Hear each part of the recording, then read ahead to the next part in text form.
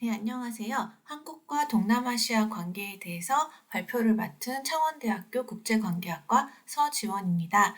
저는 오늘 한류 phenomenon evolving into Korea-centered networks of cultural productions, a view from Indonesia 라는 이제 다들 알고 계시겠지만 한류라는 문화적 현상이 어떻게 한국을 중심으로 한 문화 제작의 네트워크들로 진화해 가는지 그 현상에 대해서 인도네시아 사례를 가지고 발표를 하려고 합니다. 발표를 초대해 주신 나자르바예프 대학교 한국 코리안 스터디 센터 박천호 교수님께 감사드리며 발표는 요청받은 대로 한국어로 진행하도록 하겠습니다. 제가 이 패널을 지금 녹화 패널을 진행하고 있는데 집에서 제가 17층 사는데 25층에서 공사를 하고 있습니다. 약간의 공사 소음이 유입될 수 있다는 점에 대해서 미리 사과의 말씀을 드립니다. 다음 페이지로 넘어가겠습니다. 네, 이 연구에 대해서 미리 또 말씀드릴 점은 이 연구는 한국의 국제 연구기관 중 하나인 대외경제정책연구원 Korea Institute for International Economic Policy라고 하네요. 예, 연구원의 키예브의 지원으로 수행된 공동연구, 아세안 지역 한류 콘텐츠 활성화 방안이라는 공동연구의 일부로서 제가 수행을 했던 연구를 발표를 하게 된 것입니다. 한양대 평화연구소에서 키예브 과제를 받아서 이제 정예과 최준우 교수님과 한양대 평화연구소에서 공동연구를 같이 해온 여러 연구원 선생님들과 함께 공저를 하게 된 것이고요.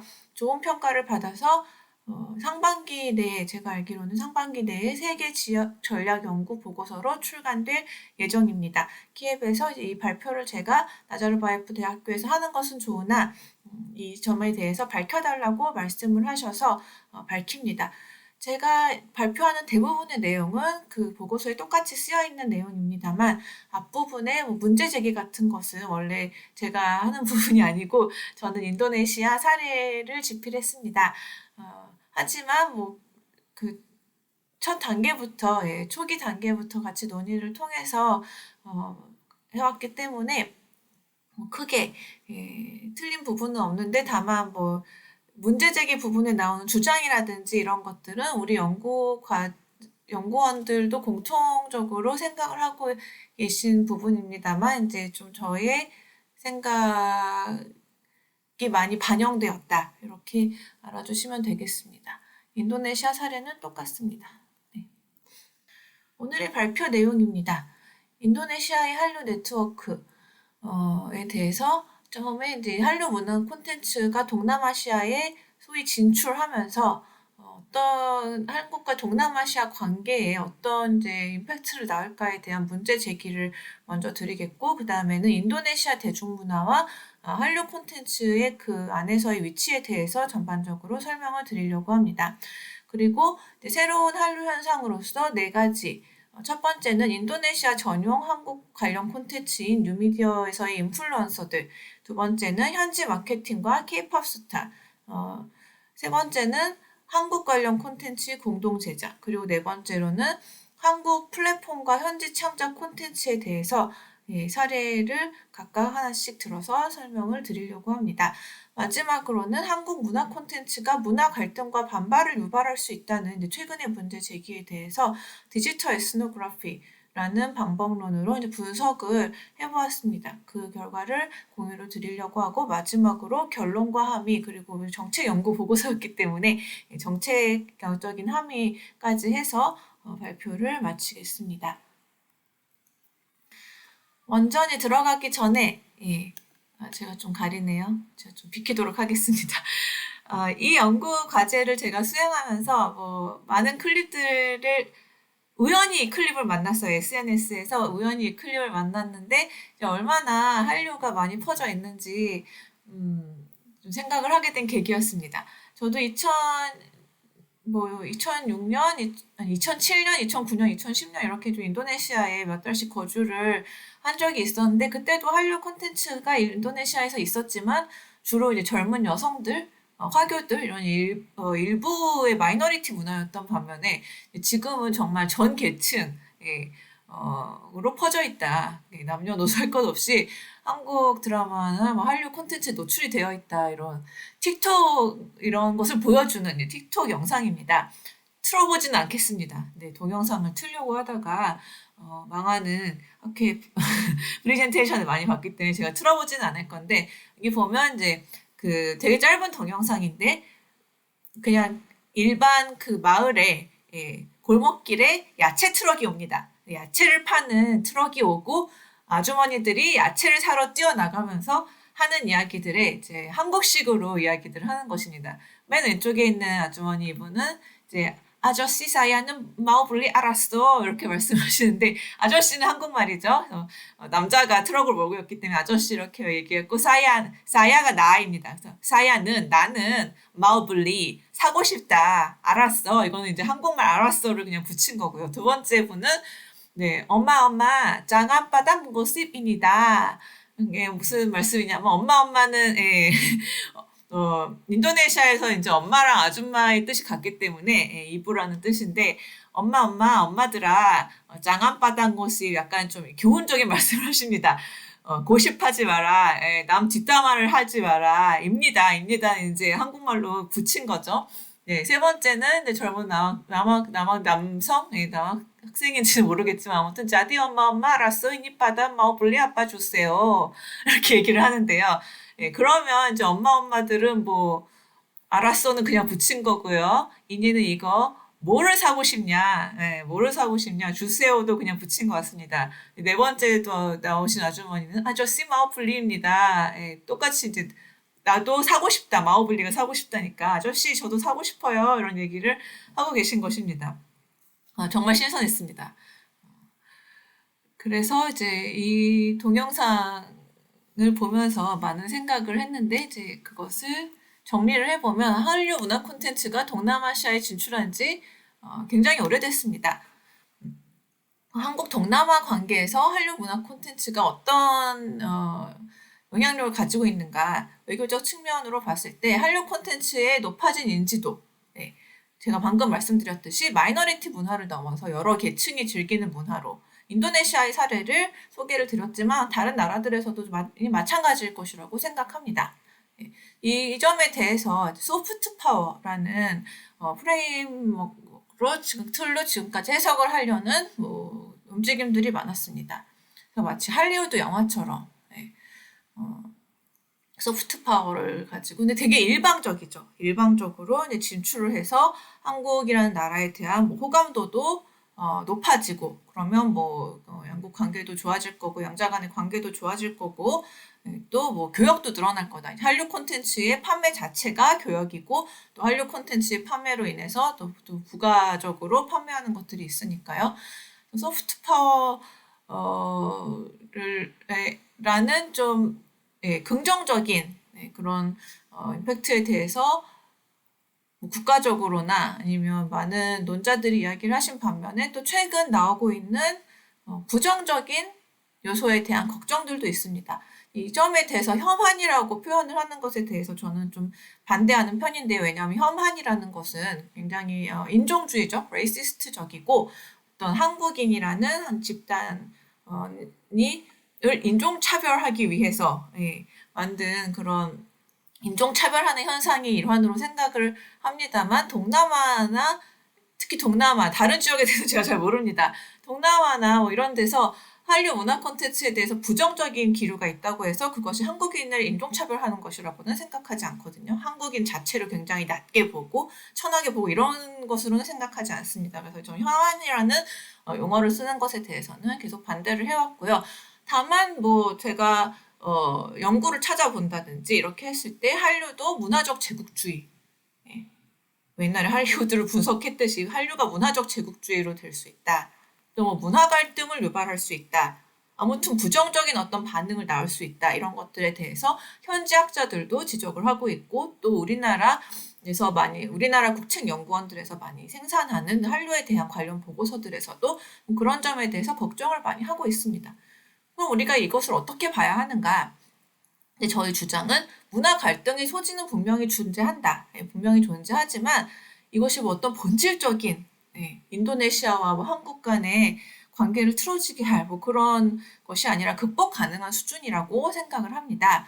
그리고 한류 문화 콘텐츠 수출에 대해서 이제 뭐 한국이 모든 것을 다 만들어서 수출하는 그리고 한국에 대한 것이라기보다는 문화 콘텐츠 수출 넘어서 플랫폼 수출 또 여러 가지로 이어지면서 지역적 문화 콘텐츠 생산 네트워크로 진화 중이라는 사실을 좀 우리가 주목할 필요가 있다.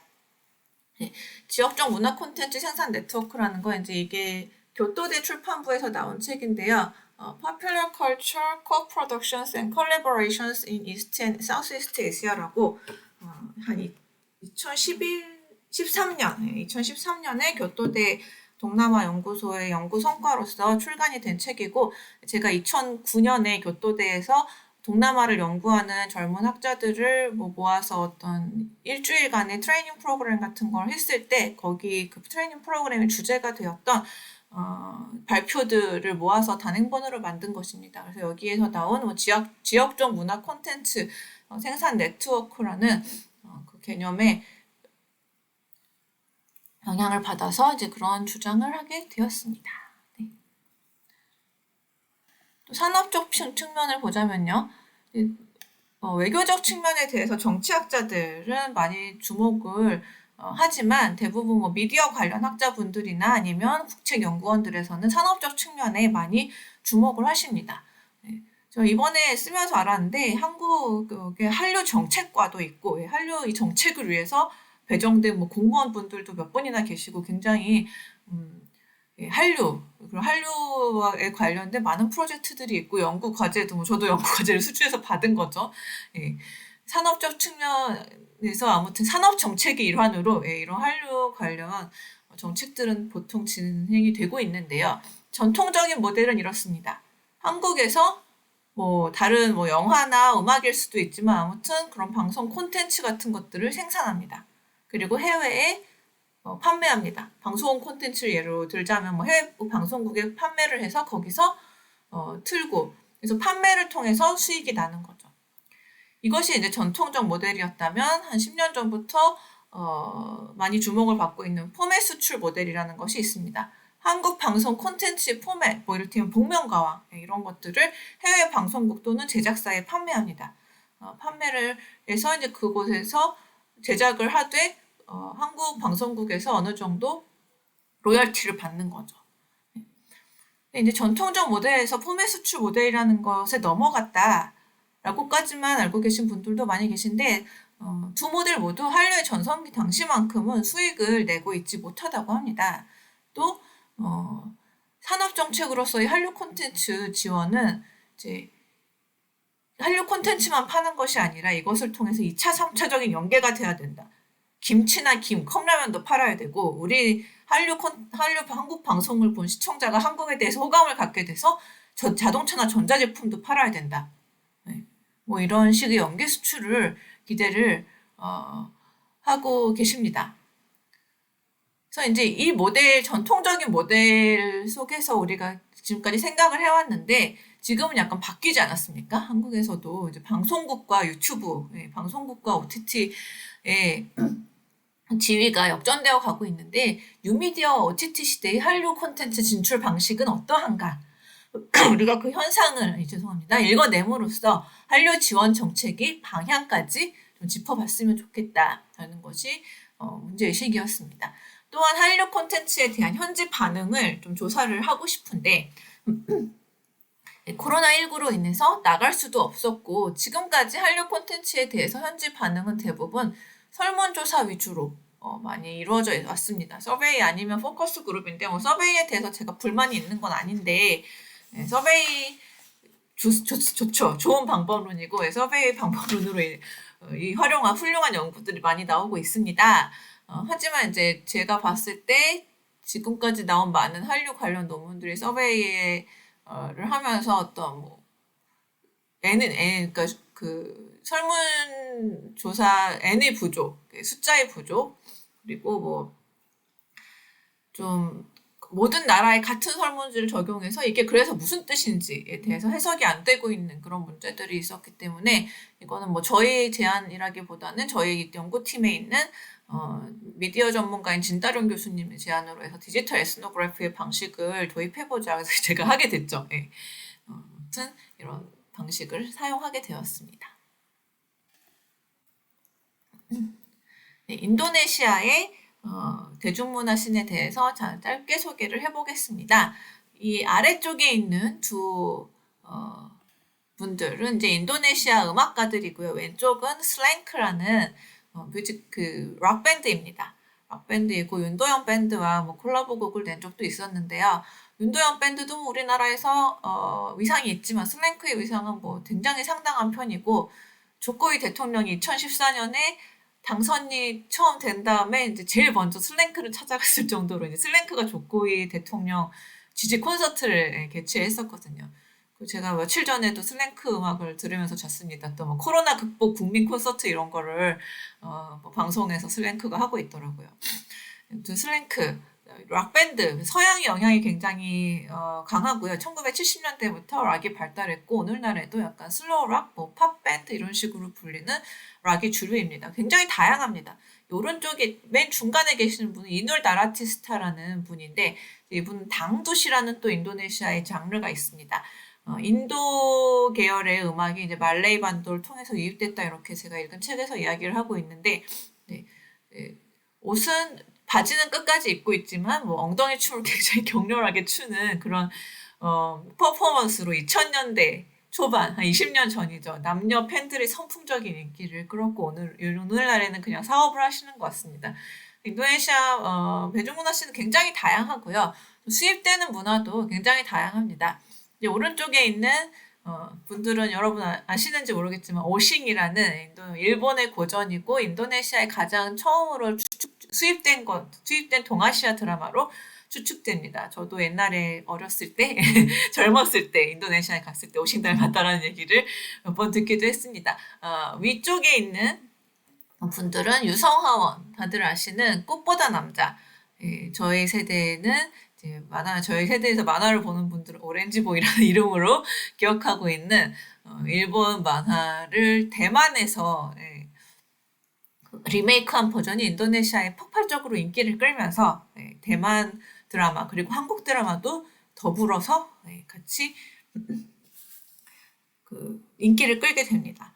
맨 왼쪽에 있는 이 분들은 마하바라타라는 인도의 힌두의 대서사시에 나오는 오형제인데요. 판다와 오형제라고 하죠.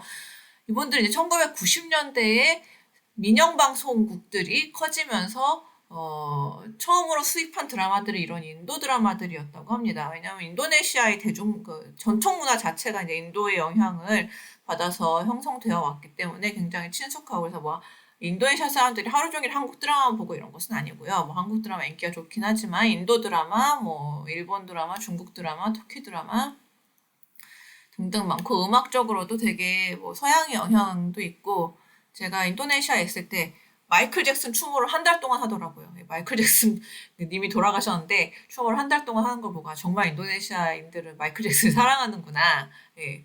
이런 생각을 했죠. 아무튼 인도네시아 대중문화에 대해서 먼저 알아보자면 Unity in Diversity 이제 다양성 속의 통일이라는 것이 인도네시아의 어떤 내셔널 모토인데 이것이 대중문화 시장에도 적용이 됩니다. 인도랑 비교를 해보면요.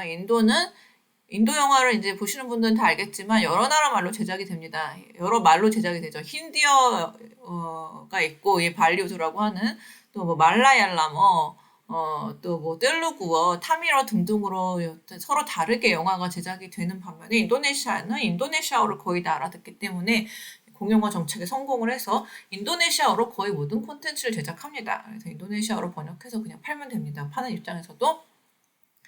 인도네시아는 인도, 터키, 뭐 일본, 중화권, 한국 등등 다양한 국가에서 문화적 조류를 흡수하고 콘텐츠를 수입해온 나라입니다. 물론 한국 콘텐츠가 지난 10년간은 굉장히 인기가 있었습니다. 또 인도네시아 대중문화 씬의 특징 중에 하나는 현지 투자가 조금 부족하다는 것입니다. 네. TV 드라마에 대해서 이제 인도네시아에서는 시네트론이라고 하는데 한국 드라마가 처음 들어갔을 때 물론 뭐 미국 드라마도 있곤 했지만 인도네시아 분들이 이제 인도네시아 시네트론보다 재밌다 이렇게 얘기를 많이 했는데 인도네시아 TV 드라마 제작은 대부분 그 펀잡 지방에서 온 어떤 사업가 네트워크가 제작사를 장악하고 있다고 합니다. 그래서 이제 그분들 그 화교 자본 약간 그래서 좀 현지 투자 자본이 부족한 상태이고 방송국은 투자 여력이 좀 부족하다고 제 읽은 논문에 나와 있었고요. 만화 역시 팬들은 많습니다. 만화 팬 되게 많고 뭐 코미콘 같은 것들, 그런 오타쿠 문화 축제 같은 페스티벌 같은 것들이 각 도시에서 많이 개최될 정도로 이제 인도네시아는 넓다 보니까 여러 도시에서 팬 문화가 일어나는데요.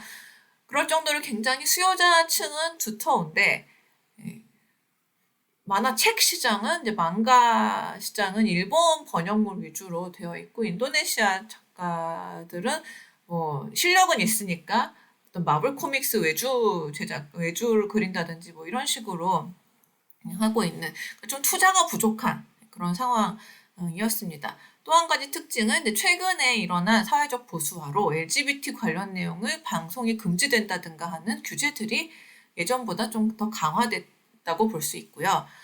다섯 번째로는 이제 인도네시아가 어떤 세계 월드뱅크 기준으로 뭐 어퍼미들 인컴으로 진입했다 그래서 인도네시아 자체도 당황하고 있는데 중산층이 늘어나고 있는 것은 사실입니다만 여전히 제한된 구매력이라는 점을 간과할 수 없습니다. 저희 이제 보고서 챕터를 보시면 다수의 유료 OTT에 대해서 최근에 출연한 다수의 유료 OTT에 대해서 소개를 하고 있는데요. 그럼에도 불구하고 유튜브를 비롯한 무료 미디어 이용자가 훨씬 많습니다. 한류 콘텐츠가 그러면 지금까지 인도네시아에 어떻게 진출해왔는가를 보자면 아무래도 지상파 방송국의 드라마 수출이 계속 있었습니다만 최근에 단가는 하락을 한 상태이고 제가 2010년에 한류를 사랑하는 동생들과 쇼핑몰을 돌아다닐 때는 다 불법 복제 DVD로 많이 봤었는데 요즘은 유통 사이트로 봅니다. 뭐 한 달에 400원만 내면 자막을 달아서 제공해주는 그런 사이트에서 제 친구들도 다 보고 있는 것 같았습니다. K-팝의 경우에는 인기가 있습니다만 음원이나 음반을 판매를 해서 얻는 수익은 좀 거의 없다고 볼 수 있고요. 콘서트 수익이나 팬미팅 같은 걸로 수익을 많이 냈는데 지금 코로나19 확산으로 그런 식으로 좀 수익을 내기는 힘들어진 상황이고요. 그래서 이제 플랫폼 수출이라든지 뉴미디어 인플루언서라든지 하는 새로운 한류 현상에 주목할 필요가 있다라는 것이 저의 생각이고 계속 그 현상들에 대해서 소개를 해드리려고 합니다. 첫 번째는 인도네시아 전용 한국 관련 콘텐츠입니다. 뉴미디어와 인플루언서들인데요. 굉장히 인기가 좋습니다. 저도 이 조사를 하면서 이렇게까지 인기가 좋구나라는 것을 알게 되었고 저희 친구에게 이제 저도 유튜버를 할까 생각 중 내가 15살만 젊었으면 15살만 젊었으면 이슬람으로 당장 개종 후 이건 농담이고요. 이런 농담하면 안 되는데 아무튼 왜냐면 이슬람으로 개종한 유튜버 맨 상단에 있는 이분이 이제 문지혜 씨라는 한국 분인데 아야나 문이라는 이름으로 활동을 하고 있습니다. 이런 분들이 인기가 좋아서 15년만 젊었으면 내가 유튜버로 성공하는 건데 뭐 이렇게 얘기를 했더니 인도네시아에 대한 너의 사랑의 마음이 있기 때문에 지금도 하면 된다 이렇게 얘기를 하더라고요. 네네네. 아무튼 간에 인기가 좋습니다, 요즘. 일반적 의미의 한류 콘텐츠는 아니죠. 한국 자본이 어떤 제작사가 투입이 돼서 사실 이분들이 뭐 배후에 어떤 자본이 있는지는 제가 잘 모르겠는데 대부분 시작은 그냥 지금도 그렇고 뭐 캠이랑 뭐 자막 정도 넣어서 이렇게 하시는 것 같아요. 제작사랑 연결이 되어 있으실 수도 있지만 아무튼 그래서 뭐 한국 자본이 한류 스타를 기용해서 왠지 안재욱 씨나 뭐 장나라 씨 정도의 한류 스타를 기용해서 한국에서 제작한 후에 수출하는 그런 방식의 전통적인 한류 콘텐츠 수출은 아닙니다. 대부분 이제 젊은 분들이 자기가 직접 유튜브에 뛰어들어서 일궈낸 성공이고요. 맨 아래에 있는 분이 이제 한국 관련 유튜버 중에 가장 인기가 있는 장한솔이라는 분인데요. 이제 이분은 인도네시아어와 자바어까지 인구 1억이 모어로 쓰고 있는 그러나 공용어는 아닌 자바어까지 구사가 뛰어난 분입니다. 그래서 이제 가장 인기 있는 동영상들 보자면 이분은 주로 한국에 대해서 해설을 하는 역할을 많이 하고 있고요. 버리타 트렌딩 띠꼬레야, 그러니까 트렌딩 뉴스, 한국의 트렌딩 뉴스. 제일 인기 있는 동영상은 여기 840만 명이 시청을 했는데, 중국어 선에서 고난을 당하고 있는, 학대를 당하고 있는 인도네시아 노동자들이 한국에 상륙했을 때 그 뉴스를 해설한 게 가장 이제 인기가 좋았고, 두 번째는 떡볶이 먹방.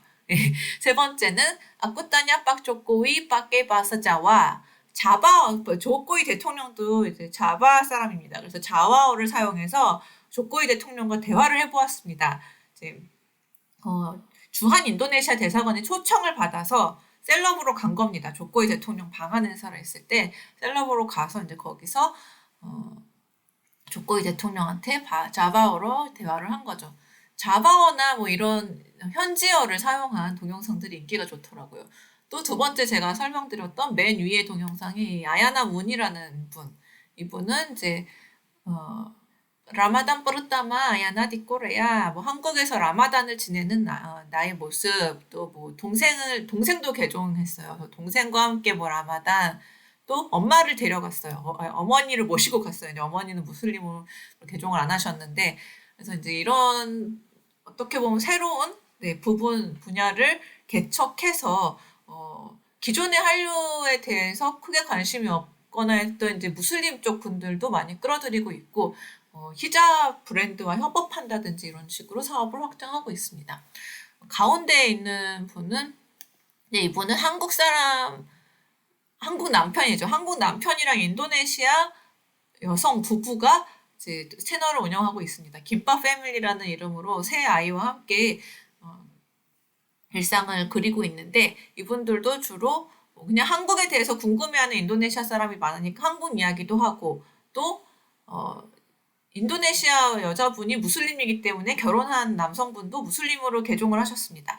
그래서 이 두 부부가 한국에서 이제 무슬림으로서 살아가는 이야기, 그 다음에 또 인기가 있는 게 순다어라고 해서, 인도네시아에서 자바어 다음으로 많은 사람이 사용하는 이제 순다, 두 번째 여기 동영상 무르투아 꼬레야 쪼바 마사깐 순다운 뜻부르따마 뭐 깔리라고 되어 있을 텐데, 그러니까 시어머니 시아버지께 순다 음식을 요리해서 먹여보았다, 이런 동영상이 또 순다인들에게 폭발적인 인기를 끌고 있고요. 정말 부럽습니다. 세 번째, 당장 저도 유튜브로 전혀 포르타 마칼리 끄뜨모 케이팝 아이돌 그룹 샤이니를 만나서 태민님, 오뉴님 등과 이제 얘기를 하고 있는 그런 모습입니다. 이런 분들도 있고, 그 다음에 한국에 와서 이주노동자가 뭐 한국의 월급은 이래요, 한국의 노동 조건은 이래요, 뭐 이렇게 하시는 분도 있고, 유튜브 스타들이 굉장히 많고요. 이분들이 인도네시아에서의 인지도가 높습니다. 그리고 이제 한국 관련 마케팅이라든지 포맷 수출, 이를테면 SBS 프로그램을 인도네시아 현지에서 만들었을 때 이분들만 있는 게 아니라 되게 많은 분들이 있는데, 이제 그러면은 인도네시아 내에서의 인지도를 높이기 위해서 이런 인도네시아 전용 한국 스타 분들, 인플루언서 분들, 이런 분들을 기용해서 활용을 합니다. 그래서 이제 한국 인도네시아 문화 교류의 가교라고 할 수 있겠습니다. 이 동영상, 요 거는 이제 잠깐만요. 맨 가운데는 제가 알맞은 거를 찾을 수가 없어서 텍스트로 넣었는데, 옛날 방식의 한류 스타 활용입니다. 2004년에 보면 한류 스타 장나라 씨를 반기문 외교부 장관 뭐 베트남 및 인도네시아 정부 고위 인사를 만날 때 모셔갔습니다. 이런 식으로 동원을 많이 했어요. 한 8, 9년 전까지만 해도 그랬던 것 같아요. 어떤 외교적인 행사에 한류 스타를 동원해서 한국 좋아하시죠? 더 좋아하세요. 여기 우리 한류 스타도 있잖아요. 뭐 이런 식으로 하는 분위기였는데, 요즘은 나라에서 그렇게 동원하지 않아도 좀 많이 한류 스타들, 한국 스타들, BTS가 한류 스타인가요? 한류 스타. K-팝 스타죠. K-팝 스타인데 아무튼 활용이 되고 있습니다. 이제 왼쪽에 있는 이 광고는 BTS가 국민은행 모델이지 않습니까? 이제 국민은행이 인도네시아의 부코핀은행이라는 은행을 인수를 했습니다. 얼마 전에 인수해서 시합 문자디 빈땅 파이낸셜 인도네시아, 시합 문자디 뭐뭐 할 준비가 됐다. 빈땅 파이낸셜 인도네시아, 파이낸셜 스타, 예, 금융 스타가 될 준비가 됐다. 그래서 이제 넘버원 KB, 그 북커피엔 은행과 합병한 국민은행 광고를 BTS가 하고 있는 거고, BTS 굉장히 인기 좋습니다. 근데 이제 BTS를 기용할 돈이 없는 경우들도 있죠. 오른쪽 사진 같은 경우는 베엔이라는, 이게 인도네시아에서 한 제가 알기로 2, 3위 정도 하는 북코핀보다 훨씬 큰 은행입니다. 베체아가 아마 1등이고, 이게 베엔이도 어느 도시에 가나 다 있고 굉장히 큰 은행인데, 인도네시아만 한국에 일방적으로, 아니 한국만 인도네시아에 일방적으로 진출하는 게 아니라 이제 동남아 기업들도 한국에 많이 진출을 합니다. 그래서 비엔이라는 이 은행이 한국 서울에 사무소를 열었습니다. 사무소를 열어서 홍보를 해야 되는데 방탄을 부르지는 않고 장한솔 씨입니다. 아까 그 유튜버 장한솔 씨를 불러서 홍보 행사를 하고 인도네시아에, 물론 한국 사람들은 장한솔을 모르죠. 한국 사람들 장한솔을 모르기 때문에 한국의 홍보 효과는 별로 이렇게 있는지 잘 모르겠습니다만, 장한솔 씨가 아마 인도네시아에서 유튜브 스타 100위에도 들은 적이 있었던 것 같고, 인도네시아 내에서의 홍보에는 많이 이용이 됩니다. 두 번째 사례도 K-pop 스타를 이용한 인도네시아 내의 마케팅인데요. 오마이걸이나 이치 트레서 등등 많은 K-pop 스타들이 매주 이 토코페디아라는 게 전자상거래 기업인데, 요즘 인도네시아에 불이 붙었습니다. 뭐 배달이나 전자상거래 쪽에 시장이 불이 붙어 있기 때문에 매달 K-pop 스타를 기용해서 이런 인도네시아 전용 콘텐츠를 만들고, 이분들이 공연을 하고, 또 아래에 있는 박경림 씨랑 이 장한솔 씨, 이분들이 진행을 해서 인도네시아 전용으로 토크쇼를 진행하고, 뭐 인도네시아 팬들에게 뭐 하고 싶은 말 같은 것들을 합니다. 그래서 K-pop 스타를 광고 모델로 기용한 첫 번째 아마 디지털 상거래 기업은 쇼피일 텐데요. 쇼피가 아시다시피 싱가폴 C라는 회사에서 운영하는, 동남아 전역에서 운영하는 쇼핑몰입니다. 인도네시아 쇼핑몰인 토코피디아도 하고 있습니다. 2020년에 웨이베쇼, 왁두 인도네시아 블란자, 인도네시아 쇼핑 타임이라는 걸 줄여서 이제 쇼를 만들어서 BTS, 블랙핑크 등등을 비롯한 K-pop 스타들의 공연 영상과 인터뷰를 담은 쇼핑의 예능 프로그램을 이제 인도네시아 지상파 방송 자사 앱 유튜브에서 매달 방영을 하고, 인도네시아 시청자 맞춤형으로 제작을 하고요. BTS 거는 유튜브에는 안 올라와 있더라고요. 계약을 다르게 했는지. 아무튼 한국의 스튜디오에서 무관중 촬영을 하는 새로운 형태의 공동 제작입니다. 그 촬영도 한국에서, 또 그 스타도 한국 스타. 근데 자금은 인도네시아에서 되는 거죠. 세 번째는 웹드라마 공동 제작입니다. 웹드라마 공동 제작은 한국이랑 인도네시아는 좀 드라마 공동 제작이 전통이 그렇게 크지는 않은데, 최근에 와서 러브 디스턴스랑 오피스 워치 등등의 그 웹드라마가 두세 편 정도 제작된 것으로 압니다. 오피스 워치 리메이크 버전은 포맷 수출 형식으로 제작을 했다고 하고요.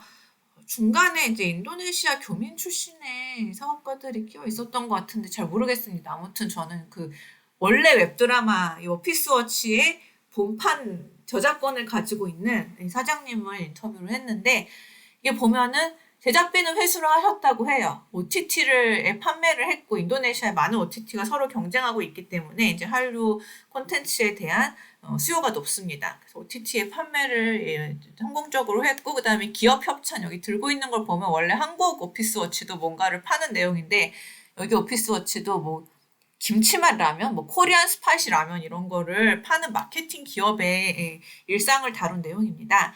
그래서 협찬으로 회수는 다 했는데 제작 조회수가 한 50만 정도밖에 안 나왔더라고요.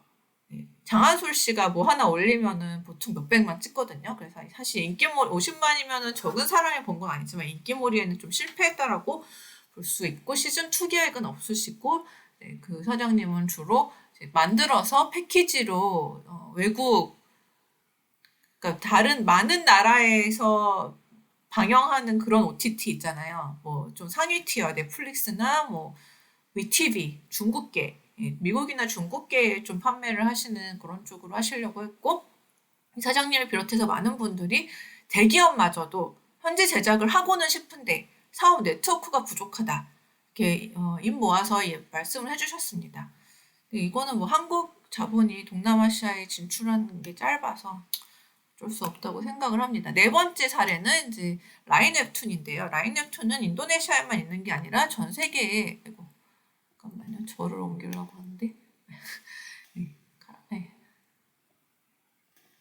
이번 학기 안식년이라가지고 네. 한국 플랫폼과 현지 창작 콘텐츠. 그러니까 한국은 플랫폼을 수출하고 물론 콘텐츠도 같이 수출을 합니다만 좀 주된 역할은 현지 콘텐츠 발굴이 되었던 네이버 웹툰인데요. 네이버와 카카오 양대 산맥이죠. 양대 산맥이고 한국의 인터넷 검색 엔진의 양대 산맥이기도 하지만 인터넷 사업이라고 해야 되나요? 뭐라고 해야 되지? 전 아무튼 국제적으로는 지금 IP 사업, 지적 재산권 사업, 요즘은 한류라고 안 하고 지적 재산권 사업이라고 그쪽에서 말씀하시더라고요.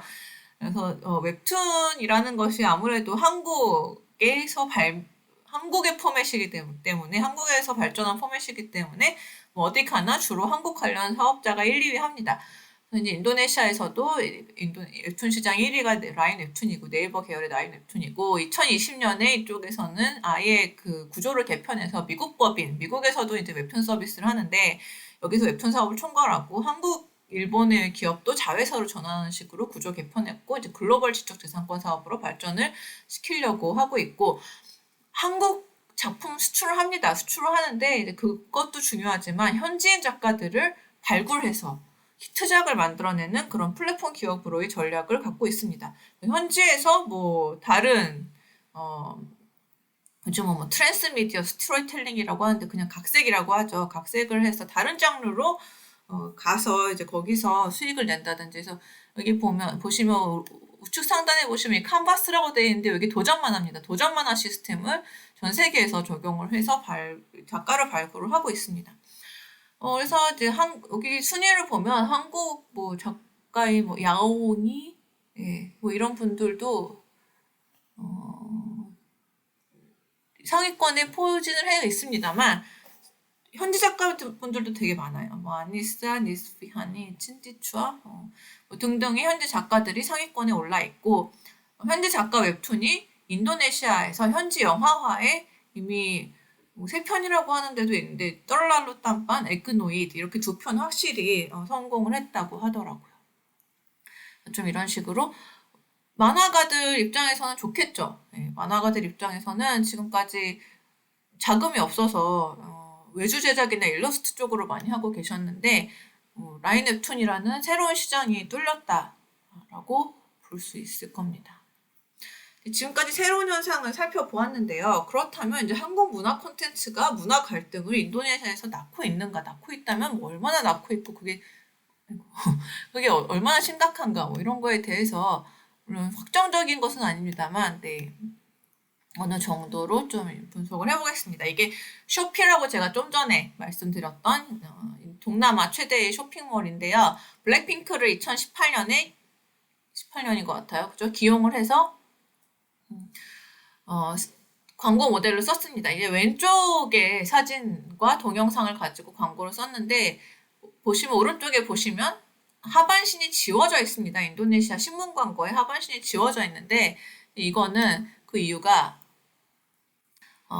제가 이제 동남아시아 연구를 하는데 인도네시아 2018이라는 논문에도 썼는데요. 한 2문단 정도 썼는데 이 당시에 마이몬 헤라와티라는 반둥 빠짜자란 대학이라고 사회과학으로 잘 좋은 대학입니다. 커뮤니케이션 교수님이신데 이분이 좀 블랙핑크 쇼피 광고에 대해서 반대하는 change.org에서 국민 청원을 시작했습니다. 그 내용은 근데 이슬람이라고 안 하시고 인도네시아적인 가치, 인도네시아의 반짜실라 가치에 위배된다. 이렇게 이야기를 하면서 조건부에 반대를 하는 거죠. 또 2번째는 시간대가 문제다. 이게 아동 시간대다. 당시에 이제 꼬마 버스 타요를 방영하고 있었던 시간대였습니다. 뽀로로랑 타요도 인기 좋습니다. 그래서 타요를 방영하고 있는데 어린이들이 이런 하체를 너무 많이 노출한 쇼피 광고를 보는 것이 어린이들에게 좋지 않다. 이런 조건부의 반대를 했고 이제 이거에 대해서 제가 들어가서 베스트 댓글을 얻어왔는데요. 다 비슷비슷한 내용입니다. Save 아낙아낙, 아낙아낙이 어린이들이고요. I don't want this contamined all the pure children. 네, 인도네시아 분이 쓰신 겁니다. 블랙핑크 멍구나깐 빠까이한 양 멍군발 아우랏. 뭐 아우랏이라는 게 뭐 이슬람에서 노출하면 안 좋은 그걸 신체 부위라 하네요. 떨라로 섹시 아시겠죠? 너무 섹시하다. 뭐 락준이 뭐 락준이가 뭐 독을 뭐 포이슨 뭐 이런 뜻인데요. 아무튼 다 이제 마음에 안 들어요. 마음에 안 들고 문화적 갈등의 소지가 있습니다. 한국의 K-팝 여성 옷차림. 그 전에도 저는 아니 괜찮나 이런 생각 많이 했거든요. 왜냐하면 뭐 다 뒤집어 그 히잡이라든지 이런 것들을 갖춰 입은 초등학교 여학생들이 막 K-팝 댄스 같은 것들을 하고 있는 동영상도 있고 그래서 보수적인 사람들은 싫어할 텐데 괜찮나 이런 생각을 많이 했는데 싫어해서 청원을 한 것임에도 불구하고 또 어느 정도 조정이 돼 있죠. 조건부의 반대죠. 아이들이 오염되기 때문에 안 된다 이런 겁니다. 한국 싫어, 한국 나가라, 한류 반대, K-팝 반대라고 이야기는 하지 않고 좀 지나치게 섹시하고 아이들에게 영향이 안 좋다 뭐 이런 식으로 이야기를 하고 있습니다.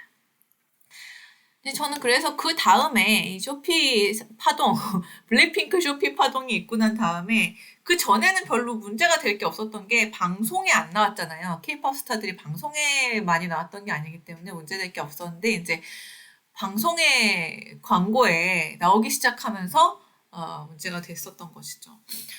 근데 제가 조금 전에 말씀드렸던 이 토코페디아 역시 많은 K-팝 스타들이 나오고 K-팝 스타들이 또 방송에도 출연을 하는데 여기에 대한 그런 팬들의 반응은 어떠했는가? 물론 한류 팬들의 반응이라는 것을 이제 생각을 하고 봐야 됩니다만 봤습니다. 또 좀 특이하다고 생각했던 게 좀 전에 제가 보여드린 오마이걸 같은 경우는 그냥 평소에 입던 의상을 입고 나왔는데 트와이스는 다 가리고 나왔어요. 네. 긴 바지를 입고 있습니다. 다는 아니지만 아무튼 아까 약간 이눌 다라티스트라는 그 인도네시아 당두 스타처럼 배꼽이라든지 다리 같은 것들은 가리고 나왔습니다. 이 의상에 대해서 또 여러 논의들이 있었는데요. 그 중에 제가 좀 재미있는 타래를 뽑아봤습니다. 유튜브에서 그냥 뽑아온 거고요. Twice is so humble. They are wearing comfortable suits and don't wear sexy outfit because Indonesia has a lot of Muslim. Twice really respect Indonesia. 글쎄 누가 썼는지 알 수 없죠. 유튜브 댓글이니까요. 이제 인도네시아 사람이 썼을 수도 있고 말레이시아 사람이 썼을 수도 있고 그냥 지나가는 뭐 트와이스 뭐 일본 팬이나 중국 팬, 싱가포르 팬, 뭐 대만 팬이 썼을 수도 있는데요. 아무튼 뭐 이런 식의 트와이스가 정말 의상이 보면 다수의 무슬림이 살아가는 인도네시아라는 나라를 굉장히 존중한 거다 이렇게 추어올리는 코멘트를 달면서 시작을 합니다. 보면은 공감하는 내용도 있고요. 아이돌이 정말 현지 문화를 존중한다. 그런 내용도 있고 그 다음에 블랙핑크 가치 판단은 유보한 채 뭐 블랙핑크 쇼피 광고를 언급하면서 역시 조심하는 게 좋겠다. 뭐 이런 식의 이야기들도 있는 반면에 그만큼 반발도 많습니다. 이제 뭐 이렇게 보시면 왜 엘이라는 이분은 still considering as polite, considered겠죠? In our country 이 정도면 우리나라에서 뭐 인도네시아 aren't as strict as what many people think. 그러니까 많은 사람들이 생각하는 것처럼 그렇게 막 엄청 보수적이지 않다고 이런 식의 댓글들도 되게 많았어요. Actually Indonesia is not that strict. You can wear no sleeve and short pants or skirt on television. 네, 그냥 입어도 된다. 우리나라 그렇게 이상하게 생각하지 마라. 이게 한 명 추천을 받았지만 깔라우디 인도네시아 까프로 빠게 바주 뚜루뚜뚜 주가 깔리 비아사 하자는 보통이다. 꼭 이렇게 다 가리는 옷을 입을 필요가 없다. 뭐 이런 식의 내용이었습니다. 그래서 이제 코멘트를 통해서 K-팝의 주요 수용층인 팬들의 경우에는 애초에 좋아하니까 이 동영상을 보고 있겠죠. 걸그룹의 의상에 대해서 애초에 문제라고 여기고 있지 않은 경우가 많으며 보수파에 의해서 노출 의상이 문제시될 가능성에 대해서 유의하자 이렇게 정도에서 머무르고 있다. 그리고 쇼피 광고 논란 이후에도 토코페디아의 쇼가 나오고 여전히 케이팝 스타들은 많은 인기를 끌고 있습니다. 그래서 이게 어떤 본질적인 갈등이고 인도네시아와 한국의 관계를 크게 해칠 것이다 이렇게 보기는 힘들고요. 두 번째는 이제 러브 디스턴스라는 웹드라마를 통해서 봤는데요. 또 인도네시아에서 한 5년 정도 됐습니다. 5년 정도 갑자기 LGBT 광풍이 몰아치고 있는데 그 이후에 그 전에도 마음에 안 들었을 수 있지만 케이팝 남성 케이팝 스타들에 대한 좀 어떤 부정적인 이미지들이 있습니다. 어떤 국책연구원 보고서를 보면 이거에 대해서 인도네시아는 강한 남성 이미지를 갖고 있는데 한국 스타들이 그렇지가 않아서 싫어하는 거다 이렇게 해석을 하는 분들도 있는데 인도네시아 그렇게 강하지 않거든요. 제가 알기로 마초 분위기 아니고 남성분들은 또 체구가 작은 편이고 그렇습니다. 아무튼 그래서 이 드라마는 좀 그런 쪽의 것들을 알고자 남성이 화장을 하는 것에 대해서 인도네시아 보수 세력이 문제를 제기하는 경우가 많거든요. 남성이 화장을 하는 것은 여자처럼 하는 것이다. 그렇기 때문에 이건 LGBT다. 왜냐면 이제 인도네시아는 그 와리아라고 소위 부르는 여장 남자들이 굉장히 많은 사회입니다. 굉장히 가시성이 큰 사회이기 때문에 이거를 억압하려고 되게 많은 노력들을 이제 하고 있는데 그런 거다. LGBTM이다. 받아들일 수 없다. 이런 식의 새로운 담론들이 만들어지고 있더라고요. 저도 몇 년 전에 들었습니다. 이 스타 같은 경우는 브랜던 살림이라는 분이라고 하는데, 한국과 인도네시아 공동 제작 드라마인 러브 디스턴스에 나왔습니다. 330만 뷰를 기록한 드라마인데요. 왼쪽하고 오른쪽의 상황 좀 다르죠. 이제 한국 여자, 거래처의 한국 여자가 이분한테 막 떼떼떼떼대다가 한번 만나 보니까 너무 잘생겨서 사랑에 빠지는 그런 내용인데 사실 오른쪽 글 보면 좀 뭐지 싶은. 근데 실제 사진을 찾아보니 제가 품평을 하려고 하는 건 아닙니다만 충분히 잘생겼다 이렇게 생각이 드는데 왜 저렇게 화장을 했을까? 왜 저렇게 화장을 했을까라는 부분에 대해서 많은 팬들이 댓글을 달았고 하나같이 반응이 안 좋았습니다. 케이팝 걸그룹의 경우에는 옹호하는 댓글이 많았지만 이분에게 이렇게 화장을 시킨 거에 대해서는 모든 사람이 다 싫어했습니다. 근데 싫어했지만 다 의견은 다 다르고 다 조건부의 반대라는 것을 알 수 있었습니다. 그래도 과하다는 점에 대해서는 다들 동의를 하는데 자연스럽지 못하다, 잘생긴 외모를 망치지 말라. 근데 이제 이거에 불쾌감을 드러내면서도 인도네시아인들의 피부색이 한국인과 다른데 지나치게 짙다. 한국식 메이크업 같은데 인도네시아에게 한 게 잘못이다. 필터 색깔이랑 안 맞는다. 이런 식의 코멘트들도 많았기 때문에 이 배우에게 어울리지 않는다. 과하다. 피부색을 고려하지 않았다. 이제 이런 식으로 부정적으로 이야기를 하는 것이지 남자가 무슨 메이크업이냐. 한국은 이래서 안 돼. 이렇게 막 절대적인 반대를 하고 있지는 않은 것을 알고 있었습니다. 그 다음에 마지막으로 많은 분들이 저희 연구팀 내에서 많은 분들이 관심을 가졌던 이제 한류가 문화적 제국주의라든지 이렇게 식으로 부정적으로 읽힐 가능성에 대해서 봤는데 어떤 분이 Y라는 분이 처음에 달았는데 한국 젊은이들이 인도네시아어로 배워서 유튜브 구독자를 손쉽게 확보하고 저희 장래희망 젊은이들 아니지만 말레이 인도네시아어 통번역을 하거나 기업에 취업할 수 있을 것이다. 그러니까 한국 사람들이 인도네시아로 이사를 오더라도 놀라지 말자라는 댓글을 달았습니다. 이 드라마 자체가 이제 한국 사람들, 인도네시아에서 일하는 한국 사람들에 대한 겁니다. 근데 이 코멘트에 대한 댓글 중에 지금은 없는데 어떤 사람이 한국에 대해서 부정적인 댓글을 작성했던 것 같아요. 그러니까 제국주의다 이런 식으로 댓글을 작성했던 것 같은데 사람들이 다 달려들어서 그거 아니다 이런 식으로 댓글을 달더라고요. 예. 어떤 사람은 한국과 인도네시아가 여러 분야에서 서로 이익이 되는 협력을 하는 것이지 한국이 인도네시아를 지배하거나 식민지로 만들려는 것이 아니다. 세계화의 시대이니 이런 교류가 당연하다. 지금 어느 시대인데 식민지 얘기인가. 외국어를 배우는 건 좋은 거다. 뒤떨어지지 않으려면 외국어를 배워야 된다. 이런 식으로 다들 한국과 인도네시아의 관계에 대해서 그렇게 생각을 하고 계시더라고요. 그래서 이제 결론 및 함의입니다. 조금 주어진 시간보다 제가 오래 이야기를 했나 싶은데요. 미디어 환경 변화에도 불구하고 한국 콘텐츠와 새로운 형태의 한국 관련 콘텐츠, 뭐 인플루언서들이 제작하는 영상이라든지 이런 것들의 인기는 높은 편입니다. 근데 한류 콘텐츠, 한류 스타 이런 한류라는 용어를 계속 이제 한국에서 사용을 하고 있는데 여전히 유효한가에 대해서 조금 문제를 제기해보고 싶습니다. 네.